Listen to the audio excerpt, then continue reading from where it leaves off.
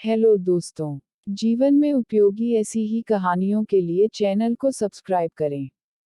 कहानी शुरू करते हैं। एक आइलैंड पे रामू नाम का एक आदमी रहता था। वो जंगल में लकड़ी काट के और मछली पकड़ के उसे बेचकर अपने परिवार का गुजारा करता था। वो अच्छा कमा लेता था।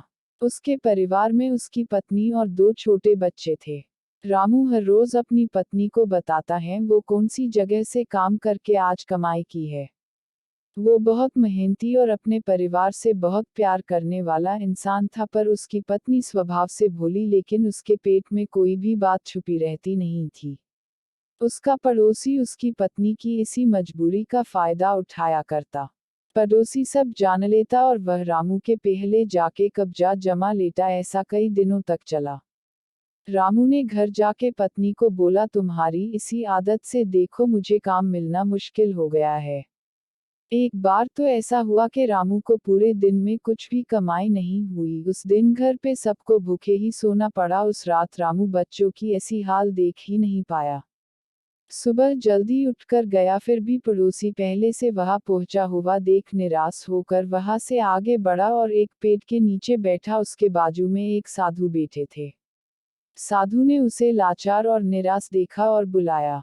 साधु ने पूछा, तुम इतना निराश क्यों हो बेटा? रामू ने अपनी दुख भरी कहानी साधु से कही। साधु ने रामू को पानी पिलाया और कहा, अगर तुम मेरी बात मानो तो इस समस्या का बल बताओ। रामू ने बोला, सब मानूंगा, मेरे लिए परिवार से बढ़कर कुछ नहीं। साधु ने बोला, मैं जो बात बता रहा हूँ उसे हमेशा याद रखना और अपने बच्चों को भी सिखाना। 1. अपनी मजबूरी किसी को मत बताना। 2. भूतकाल की गलतियां या भविष्य की रणनीति किसी को मत बताओ। 3. घर की बात कभी किसी को मत बताओ।